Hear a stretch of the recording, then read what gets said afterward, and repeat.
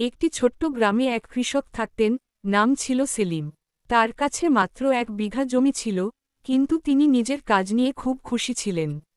প্রতিদিন সকাল বেলা সেলিম মাঠে কাজ করতে যেতেন। তার ছোট্ট উঠানে ছিল একটুখানি গরু, হাঁস আর কয়েকটি মুরগি। তিনি খুব যত্ন সহকারে সবকিছু পালন করতেন। একদিন সেলিম লক্ষ্য করলেন, তার জমির ধান ভালোই ফলেছে, কিন্তু পাশের জমির কৃষক খুব অসন্তুষ্ট। তিনি শুনতে পেলেন যে, পাশের কৃষক তার জমিতে অতিরিক্ত সেচ দিতে গিয়ে পানি নষ্ট করছেন। সেলিম ভাবলেন, আমি যদি তাকে সাহায্য করি, তবে আমরা সবাই ভালো ফল পাব। তখন সেলিম পাশের কৃষকের কাছে গিয়ে বললেন, আপনি পানি সঠিকভাবে ব্যবহার করুন, আমরা সবাই ভালো ফল পাব। কৃষক প্রথমে অবাক হলেও পরে বুঝতে পারলেন সেলিমের কথা।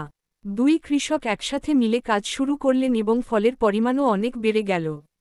এরপর থেকে গ্রামে সবাই সেলিমের ভালোবাসা ও সহানুভূতির কথা বলত।